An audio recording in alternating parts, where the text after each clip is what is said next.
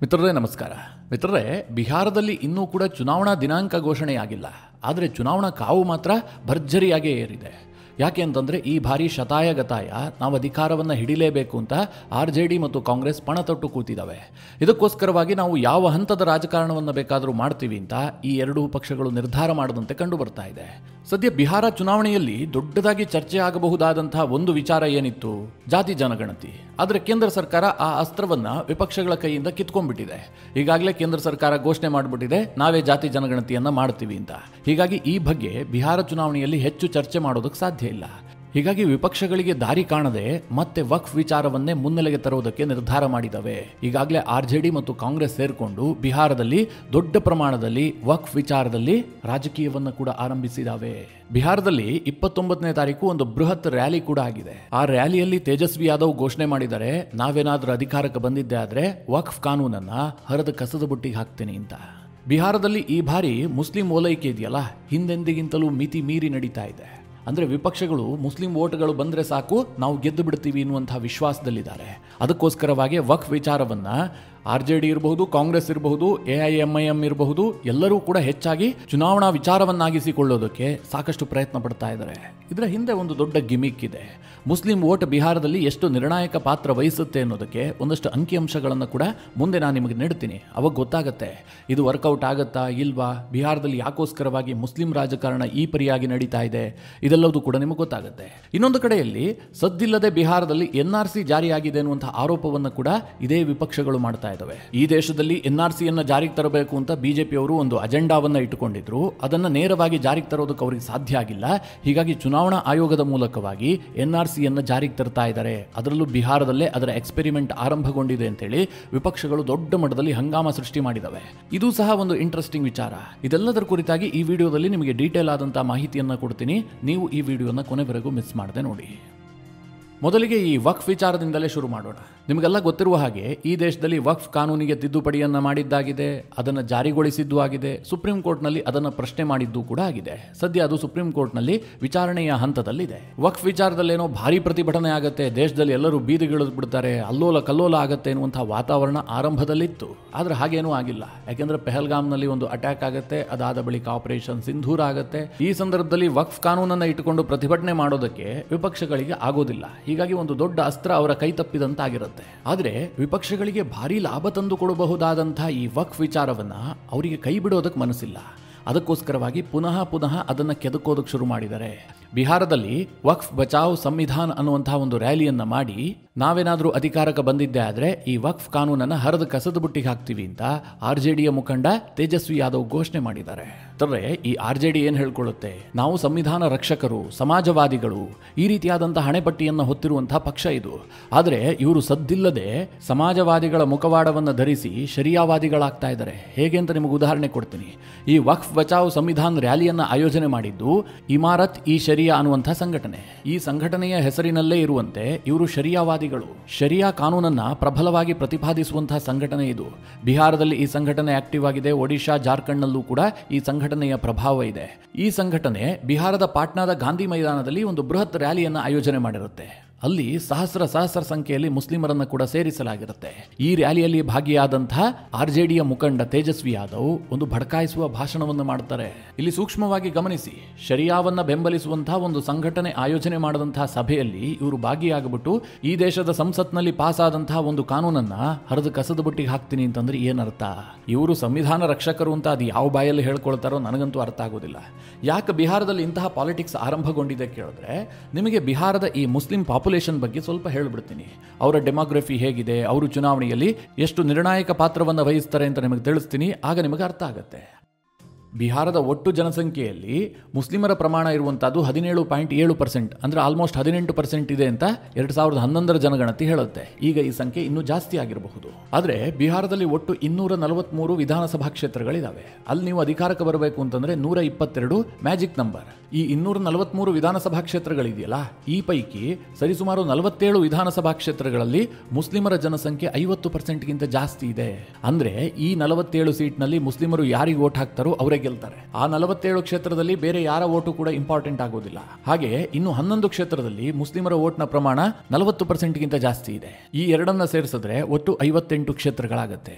ಅಲ್ಲಿಗೆ ಬಿಹಾರದಲ್ಲಿ ನೀವು ಮುಸ್ಲಿಂ ಓಟನ್ನ ಗಳಿಸಿದ್ದೆ ಆದ್ರೆ ಅರ್ಧ ವಿಧಾನಸಭೆಯನ್ನ ಗೆದ್ದಂತೆ, 50% ಅಧಿಕಾರದ ಹತ್ತಿರಕ್ಕೆ ಬಂದಂತೆ. ಇದನ್ನ RJD ತುಂಬಾ ಚೆನ್ನಾಗಿ ಅರ್ಥ ಮಾಡ್ಕೊಂಡಿದೆ. ಹೀಗಾಗಿ ಇವರು ಈ MY ಅನ್ನುವಂತಹ ಪಾಲಿಸಿಯನ್ನ ಈ ಹಿಂದಿನಿಂದಲೂ ಕೂಡ ಅಡಾಪ್ಟ್ ಮಾಡ್ಕೊಂಡ್ ಬಂದಿದ್ದಾರೆ. ಎಷ್ಟರ ಮಟ್ಟಿಗೆ ಕೇಳಿದ್ರೆ 2020ರಲ್ಲಿ INDIA ಕೂಟ ಇದೆಯಲ್ಲ, ಆಗ INDIA ಇರಲಿಲ್ಲ, UPA ಇತ್ತು. ಆಗ ಆ ಕೂಟಕ್ಕೆ 76% ಮುಸ್ಲಿಮರು ವೋಟ್ ಹಾಕಿದ್ರು. ಅದೇ 2024ರ ಲೋಕಸಭಾ ಚುನಾವಣೆ ವೇಳೆಗೆ ಈ ಪ್ರಮಾಣ 87%ಗೆ ಏರಿಕೆ ಆಯಿತು. ಅಂದರೆ ಬಿಹಾರದಲ್ಲಿ ಒಟ್ಟು 100 ಜನ ಮುಸ್ಲಿಂ ವೋಟರ್ಸ್ ಇದ್ರೆ ಅದರಲ್ಲಿ 87 ಮಂದಿ 2024ರ ಚುನಾವಣೆಯಲ್ಲಿ INDIA ಕೂಟದ ಅಭ್ಯರ್ಥಿಗೆ ವೋಟ್ ಹಾಕಿದ್ದಾರೆ. ಈ ಬಾರಿ ಮಿತ್ರರೇ, ಈ ವಕ್ಫ್ ಕಾನೂನು ಬಂದಿದ್ರಿಂದಾಗಿ ಈ ಪರ್ಸೆಂಟೇಜ್ ಇನ್ನೂ ಜಾಸ್ತಿ ಆಗಬಹುದು. ಯಾಕೆಂದ್ರೆ ಒಂದು 4-5% JDUಗೂ ಕೂಡ ಮುಸ್ಲಿಂ ವೋಟ್ಗಳು ಹೋಗ್ತಾ ಇದ್ವು. ಈ ಬಾರಿ ಅದನ್ನೂ ಕೂಡ ತನ್ನ ಕಡೆಗೆ ಶಿಫ್ಟ್ ಮಾಡ್ಕೊಂಡಿದ್ದೆ ಆದರೆ ಸೀಟ್ಗಳ ಸಂಖ್ಯೆ ಇನ್ನಷ್ಟು ಜಾಸ್ತಿ ಆಗುತ್ತೆ ಅಂತೇಳಿ ಈ RJDಗೆ ಅನಿಸ್ತಾ ಇದೆ.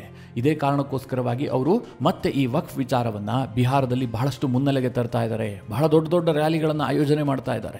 ಇದೆಲ್ಲದರ ನಡುವೆ ಬಿಹಾರದಲ್ಲಿ ವಿಪಕ್ಷಗಳು ಕೇಂದ್ರ ಸರ್ಕಾರದ ವಿರುದ್ಧ ಒಂದು ದೊಡ್ಡ ಆರೋಪವನ್ನು ಮಾಡ್ತಾ ಇದ್ದಾವೆ. ಅದೇನು ಕೇಳಿದ್ರೆ, ಕೇಂದ್ರ ಸರ್ಕಾರ ಹಿಂಬಾಗಿಲ ಮೂಲಕವಾಗಿ ಬಿಹಾರದಲ್ಲಿ NRCಯನ್ನು ಜಾರಿ ಮಾಡಿದೆ. ಈ ಮೂಲಕವಾಗಿ ಮತದಾರರ ಪಟ್ಟಿಯನ್ನು ಪರಿಷ್ಕರಣೆ ಮಾಡಿ ವಿಪಕ್ಷಗಳಿಗೆ ಹಿನ್ನಡೆಯುಂಟು ಮಾಡೋದಕ್ಕೆ ಕೇಂದ್ರ ಸರ್ಕಾರ ಯತ್ನ ಮಾಡ್ತಾ ಇದೆ ಅಂತ ಆರೋಪಿಸ್ತಾ ಇದ್ದಾರೆ. ಈ ಆರೋಪಕ್ಕೆ ಕಾರಣ ಆಗಿರೋದೇನು ಕೇಳಿದ್ರೆ, ಚುನಾವಣಾ ಆಯೋಗ ಕೈಗೊಂಡಂತಹ ಒಂದು ಗಟ್ಟಿ ನಿರ್ಧಾರ. ನಿಮಗೆಲ್ಲ ಗೊತ್ತಿರಬಹುದು, ಚುನಾವಣಾ ಆಯೋಗಕ್ಕೆ ಸಂವಿಧಾನ ದತ್ತವಾದಂತಹ ಒಂದು ಸ್ಪೆಷಲ್ ಪವರ್ ಇದೆ.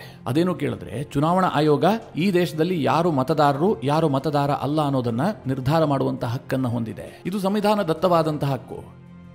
ಇದರ ಉದ್ದೇಶ ಏನು ಕೇಳಿದ್ರೆ, ನಕಲಿ ಮತದಾರರು ಯಾವ ಕಾರಣಕ್ಕೂ ಕೂಡ ಮತದಾನ ಮಾಡಬಾರದು ಅನ್ನುವಂತಹ ಉದ್ದೇಶದಿಂದ ಸಂವಿಧಾನದಲ್ಲೇ ಈ ಅವಕಾಶವನ್ನು ಚುನಾವಣಾ ಆಯೋಗಕ್ಕೆ ಕಲ್ಪಿಸಲಾಗಿದೆ. Representation of the People's Act 1950 ಇದರ 21ನೇ ಸೆಕ್ಷನ್ ಅನುಸಾರವಾಗಿ ಕಾಲಕಾಲಕ್ಕೆ ಸರಿಯಾಗಿ ಸ್ಪೆಷಲ್ ಇಂಟೆನ್ಸಿವ್ ರಿವಿಷನ್ ಅನ್ನ ಚುನಾವಣಾ ಆಯೋಗ ಮಾಡಬಹುದು. ಅಂದ್ರೆ ಮತದಾರರ ಪಟ್ಟಿಯನ್ನ ಪರಿಷ್ಕರಣೆ ಮಾಡಬಹುದು. ಹಾಗೆ ಸಂವಿಧಾನದ 326ನೇ ಆರ್ಟಿಕಲ್ ಏನ್ ಹೇಳುತ್ತೆ ಕೇಳಿದ್ರೆ, ಯಾವ ವ್ಯಕ್ತಿಯು ಭಾರತೀಯನಾಗಿದ್ದು ಆತನಿಗೆ 18 ವರ್ಷ ತುಂಬಿದ್ರೆ ಆತ ಭಾರತದ ಮತದಾನ ಪ್ರಕ್ರಿಯೆಯಲ್ಲಿ ಭಾಗಿಯಾಗಬಹುದು, ಅಂದ್ರೆ ವೋಟ್ ಹಾಕಬಹುದು ಅಂತ ನಮ್ಮ ಸಂವಿಧಾನ ಹೇಳುತ್ತೆ. ಇದನ್ನ ಪೂರ್ಣ ಪ್ರಮಾಣದಲ್ಲಿ ಜಾರಿಗೆ ತರುವಂತಹ ಅಧಿಕಾರ ಇರುವಂತಹದ್ದು ಚುನಾವಣಾ ಆಯೋಗಕ್ಕೆ. ಈ ಹಿನ್ನೆಲೆಯಲ್ಲಿ ನಮ್ಮ ಚುನಾವಣಾ ಆಯೋಗ ಕಾಲಕಾಲಕ್ಕೆ ತಕ್ಕಂತೆ ದೇಶದ ಬೇರೆ ಬೇರೆ ಭಾಗದಲ್ಲಿ ಮತದಾರರ ಪಟ್ಟಿಯನ್ನ ಪರಿಷ್ಕರಣೆ ಮಾಡ್ತಾ ಇರುತ್ತೆ. ಪರಿಷ್ಕರಣೆ ಮಾಡೋದು ಅಂತಂದ್ರೆ ನಕಲಿ ಮತದಾರರನ್ನ ಗುರುತಿಸುವಂತಹದ್ದು, 2-3 ಕಡೆ ವೋಟರ್ ಲಿಸ್ಟ್ ನಲ್ಲಿ ಹೆಸರಿದ್ರೆ ಆ ಹೆಸರುಗಳನ್ನು ತೆಗೆದುಹಾಕುವಂತಹದ್ದು, ಒಬ್ಬರಿಗೆ ಒಂದೇ ಕಡೆ ಅವಕಾಶವನ್ನ ಕಲ್ಪಿಸುವಂತಹದ್ದು. ಕೆಲವರು ಸತ್ತೋಗಿರ್ತಾರೆ ಆದ್ರೂ ಕೂಡ ಅವರ ಹೆಸರು ವೋಟರ್ ಲಿಸ್ಟ್ ನಲ್ಲಿ ಇರುತ್ತೆ, ಅಂತಹದ್ದನ್ನ ಗುರುತಿಸುವಂತಹದ್ದು. ಕೆಲವರು ಅರ್ಹರಿದ್ರೂ ಕೂಡ ವೋಟರ್ ಲಿಸ್ಟ್ ನಿಂದ ಹೊರಗುಳಿರಿರ್ತಾರೆ, ಅಂತವರನ್ನ ಮತದಾನದ ಪಟ್ಟಿಗೆ ಸೇರಿಸುವಂತಹದ್ದು. ಜೊತೆಗೆ ಅತಿ ಮುಖ್ಯವಾಗಿ ಯಾರಾದರೂ ನಕಲಿ ವೋಟರ್ಸ್ ಇದ್ದಾರಾ, ಅಂದ್ರೆ ದೇಶದ ಪ್ರಜೆ ಅಲ್ಲದವನೂ ಕೂಡ ವೋಟಿನ ಹಕ್ಕನ್ನು ಪಡೆದುಕೊಂಡಿದ್ದಾನ, ಇದನ್ನೂ ಕೂಡ ಪರಿಶೀಲನೆ ಮಾಡಲಾಗುತ್ತೆ. ಇದನ್ನ ಸಂವಿಧಾನವೇ ಚುನಾವಣಾ ಆಯೋಗಕ್ಕೆ ಸೂಚಿಸಿದಂತಹ ಕಾನೂನುಬದ್ಧ ಕೆಲಸ ಇದು. ಇಲ್ಲಿ ಯಾರ ಮತದಾನದ ಹಕ್ಕನ್ನು ಕೂಡ ಕಿತ್ಕೊಳ್ಳೋದಿಲ್ಲ. ಚುನಾವಣಾ ಆಯೋಗ ನಡೆಸುವಂತಹ ಈ ಪರಿಷ್ಕರಣೆ ವೇಳೆ ನೀವು ಆಧಾರ್ ಕಾರ್ಡ್ ಅನ್ನು, ಪಾನ್ ಕಾರ್ಡ್ ಅನ್ನು, ರೇಷನ್ ಕಾರ್ಡ್ ಅನ್ನು ಅಥವಾ ಡ್ರೈವಿಂಗ್ ಲೈಸೆನ್ಸ್ ಅನ್ನು ಏನೋ ಒಂದನ್ನು ತೋರಿಸಬೇಕಪ್ಪ, ನಾನು ಈ ದೇಶದ ಪ್ರಜೆ ಅನ್ನೋದಕ್ಕೆ. ಇನ್ನು ಈ ಪರಿಷ್ಕರಣೆ ಮಾಡುವಂತಹ ಸಂದರ್ಭದಲ್ಲಿ ಎಲ್ಲಾ ಪಕ್ಷಗಳನ್ನು ಕೂಡ ವಿಶ್ವಾಸಕ್ಕೆ ತೆಗೆದುಕೊಳ್ಳಲಾಗಿರುತ್ತೆ. ಎಲ್ಲರಿಗೂ ಸೂಚನೆ ಕೊಟ್ಟಿರ್ತಾರೆ. ಆಯಾ ಪಕ್ಷದ ಏಜೆಂಟರುಗಳು ಕೂಡ ಬೂತ್ ಮಟ್ಟದಲ್ಲಿ ಈ ಪರಿಶೀಲನೆ ವೇಳೆ ಭಾಗಿಯಾಗಬಹುದು. ಜೊತೆಗೆ ಏನಾದರೂ ಸಮಸ್ಯೆಗಳಾಯ್ತಪ್ಪ, ಯಾರ ಹೆಸರು ಕೈ ಬಿಟ್ಟು ಹೋಗಿದೆ, ಅದು ಗೊತ್ತಾದ ತಕ್ಷಣ ಕಂಪ್ಲೇಂಟ್ ಅನ್ನು ರೈಸ್ ಮಾಡಬಹುದು. ಪುನಃ ಅವರನ್ನ ಪಟ್ಟಿಗೆ ಸೇರಿಸೋದಕ್ಕೂ ಕೂಡ ಅವಕಾಶ ಇರುತ್ತೆ. ಇದೇನು ಏಕಪಕ್ಷೀಯವಾಗಿ ಮಾಡುವಂತಹ ಪ್ರಕ್ರಿಯೆ ಅಲ್ಲ. ಈಗ ಬಿಹಾರದಲ್ಲಿ ಚುನಾವಣೆ ಘೋಷಣೆ ಆಗೋದಕ್ಕೂ ಮುಂಚೆ ಈ ಡ್ರೈವ್ ಅನ್ನು ಮಾಡಬೇಕು ಅಂತ ಚುನಾವಣಾ ಆಯೋಗ ನಿರ್ಧರಿಸಿದೆ. ಇಡೀ ಬಿಹಾರದಾದ್ಯಂತ ಮತದಾರರ ಪಟ್ಟಿಯ ಪರಿಷ್ಕರಣೆ ನಡೀತಾ ಇದೆ. ಬಿಹಾರದಲ್ಲಿ ಕಟ್ಟಕಡೆಯದಾಗಿ 2003ರಲ್ಲಿ ಚುನಾವಣಾ ಪಟ್ಟಿ ಪರಿಷ್ಕರಣೆ ನಡೆದಿತ್ತು. ಅದಾದ ಮೇಲೆ ಆಗಿರಲಿಲ್ಲ. ಸರಿಸುಮಾರು 23 ವರ್ಷ ಆಗೋಗಿದೆ. ಹೀಗಾಗಿ ಈ ಬಾರಿ ಮಾಡಲೇಬೇಕು ಅಂತ ಹೇಳಿ ಚುನಾವಣಾ ಆಯೋಗ ತೀರ್ಮಾನಿಸಿದೆ. ಆದರೆ ಈ ವಿಚಾರ ಇದೆಯಲ್ಲ, ವಿಪಕ್ಷಗಳಿಗೆ ಸರಿ ಹೊಂದುತ್ತಾ ಇಲ್ಲ. ಅವರು ಇದನ್ನ ತೀವ್ರವಾಗಿ ವಿರೋಧಿಸ್ತಾ ಇದ್ದಾರೆ. ಇದು ಬಿಜೆಪಿಯ ಷಡ್ಯಂತ್ರ. ಯಾರ್ಯಾರು INDIA ಕೂಟಕ್ಕೆ ಮತ ಹಾಕ್ತಾರೋ ಅವರನ್ನ ಮತದಾರರ ಪಟ್ಟಿಯಿಂದ ಹೊರಗಿಡೋದಕ್ಕೋಸ್ಕರವಾಗಿ ಈ ಷಡ್ಯಂತ್ರವನ್ನು ರೂಪಿಸಲಾಗಿದೆ. ಚುನಾವಣಾ ಆಯೋಗದ ಮೂಲಕ NRCಯನ್ನು ಜಾರಿ ಮಾಡ್ತಾ ಇದ್ದಾರೆ. ಇಲ್ಲಿ ವಿಪಕ್ಷಗಳ ವಾದವನ್ನು ನೋಡಿ. ಈ ದೇಶದ ಜನರನ್ನ ಈಗಲೂ ಅಷ್ಟು ದಡ್ರು ಅಂತ ಅಂದ್ಕೊಂಡಿದಾರ ಏನೋ ನನಗಂತೂ ಗೊತ್ತಿಲ್ಲ. ಇಲ್ಲಿ ನಕಲಿ ಮತದಾರರನ್ನ ಗುರುತಿಸಿ ಹೊರಗಿಡ್ತೀವಿ ಅವರನ್ನ ಚುನಾವಣಾ ಪ್ರಕ್ರಿಯೆಯಿಂದ ಅಂತಂದ್ರೆ ವಿಪಕ್ಷಗಳು ಯಾಕೆ ವಿರೋಧ ಮಾಡಬೇಕು? ಅದನ್ನು ಬೆಂಬಲಿಸಬೇಕು ತಾನೆ. ಇವರು ಈ ಇಡೀ ಪ್ರಕ್ರಿಯೆಯನ್ನ ಸ್ಟ್ರಾಂಗ್ ಆಗಿ ವಿರೋಧಿಸ್ತಾ ಇದ್ದಾರೆ ಅಂತಂದ್ರೆ ಒಂದು ಕನ್ಫರ್ಮ್ ಆಗುತ್ತೆ ಅಲ್ವಾ, ಆ ನಕಲಿ ಮತದಾರರು ಯಾರಿದಾರೋ ಅವರು ವಿಪಕ್ಷಗಳಿಗೆ ವೋಟ್ ಹಾಕ್ತಾ ಇದ್ದಾರೆ. ಅಂದ್ರೆ RJDಗೆ ವೋಟ್ ಹಾಕ್ತಾರೆ, ಇಲ್ಲ ಕಾಂಗ್ರೆಸ್ಗೆ ವೋಟ್ ಹಾಕ್ತಾರೆ. ಒಟ್ಟಾರೆಯಾಗಿ ಅವರು INDIA ಕೂಟಕ್ಕೆ ವೋಟ್ ಹಾಕ್ತಾ ಇದ್ದಾರೆ ಎನ್ನುವಂಥದ್ದು ಕನ್ಫರ್ಮ್ ಆಗುತ್ತಲ್ವಾ. ಬಹಳ ಇಂಟ್ರೆಸ್ಟಿಂಗ್ ವಿಚಾರ ಏನ್ ಗೊತ್ತಾ? ಬಿಹಾರದಲ್ಲಿ ಇದಕ್ಕೆ ತೀವ್ರವಾಗಿ ವಿರೋಧ ವ್ಯಕ್ತಪಡಿಸ್ತಾ ಇದ್ದಾರಲ್ವಾ, ಯಾಕೆಂದ್ರೆ ಚುನಾವಣೆ ಹತ್ತಿರದಲ್ಲಿದೆ. INDIA ಕೂಟದಲ್ಲಿ ಬಿರುಗಾಳಿ ಎದ್ದು ಬಿಟ್ಟಿದೆ. ಈ ನಕಲಿ ವೋಟರ್ಸ್ ಎಲ್ಲ ಹೊರಗುಳಿದು ಬಿಟ್ರೆ ನಾವು ಗೆಲ್ಲೋದು ಹೇಗೆ ಅನ್ನುವಂಥ ಭಾವನೆ ಅವರಿಗೆ ಬಂದಿದೆಯೋ ಏನೋ ಗೊತ್ತಿಲ್ಲ. ಆದರೆ ಬಿಹಾರಕ್ಕಿಂತಲೂ ಹೆಚ್ಚು ಪ್ರತಿಭಟನೆ ವ್ಯಕ್ತಪಡಿಸ್ತಾ ಇರುವಂತದ್ದು ಮಮತಾ ಬ್ಯಾನರ್ಜಿ. ಚುನಾವಣಾ ಆಯೋಗದ ಮೂಲಕ NRC ಅನ್ನು ಜಾರಿ ಮಾಡ್ತಾ ಇದ್ದಾರೆ. ಇದು ಅಮಿತ್ ಶಾ ಮತ್ತು ನರೇಂದ್ರ ಮೋದಿ ಅವರ ಷಡ್ಯಂತ್ರ ಅಂತ ಹೇಳಿ ಮಮತಾ ಬ್ಯಾನರ್ಜಿ ಜೋರಾದಂತಹ ಭಾಷಣ ಮಾಡೋದಕ್ಕೆ ಶುರು ಮಾಡಿದ್ದಾರೆ. ಯಾಕೆ ಮಮತಾ ಇದನ್ನ ಜೋರಾಗಿ ಪ್ರಶ್ನಿಸ್ತಾ ಇದ್ದಾರೆ ಅಂತಂದ್ರೆ, ಮುಂದಿನ ವರ್ಷ ಬಂಗಾಳದಲ್ಲೂ ಕೂಡ ಚುನಾವಣೆ ಇದೆಯಲ್ಲ, ಬಂಗಾಳದಲ್ಲಿ ಯಾವ ಪ್ರಮಾಣದಲ್ಲಿ ನಕಲಿ ವೋಟರ್ಸ್ ಇದ್ದಾರೆ ಅಂತ ನಿಮಗೆಲ್ಲ ಗೊತ್ತು, ಇಡೀ ದೇಶಕ್ಕೆ ಗೊತ್ತಿರುವಂತಹ ವಿಚಾರ.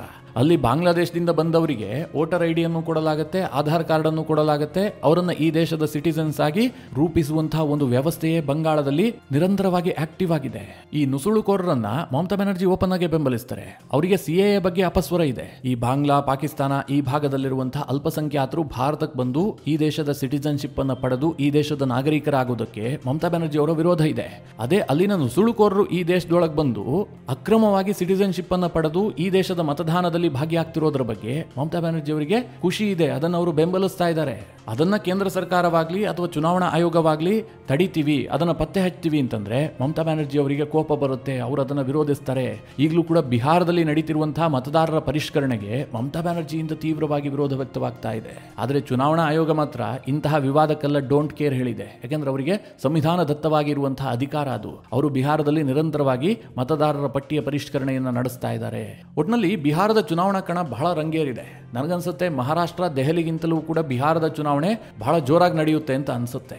ಈ ಎಲ್ಲ ಡೆವಲಪ್ಮೆಂಟ್ಗಳ ಬಗ್ಗೆ ನಿಮ್ಮ ಅನಿಸಿಕೆ, ಅಭಿಪ್ರಾಯಗಳೇನು? ಕಮೆಂಟ್ ಮಾಡುವ ಮೂಲಕ ನಮಗೆ ತಿಳಿಸಿ. ಹಾಗೆ ನಿಮಗೆ ಈ ವಿಡಿಯೋ ಇಷ್ಟವಾದರೆ ಲೈಕ್ ಮಾಡಿ. ಜೊತೆಗೆ ನೀವಿನ್ನೂ ನಿಮ್ಮ ನೆಚ್ಚಿನ ಸಂಸ್ಕಾರ ಸೌರಭ ಯೂಟ್ಯೂಬ್ ಚಾನಲ್ನ ಸಬ್ಸ್ಕ್ರೈಬ್ ಮಾಡಿಲ್ಲ ಅಂತಾದರೆ ಈ ಕೂಡಲೇ ಸಬ್ಸ್ಕ್ರೈಬ್ ಮಾಡಿ.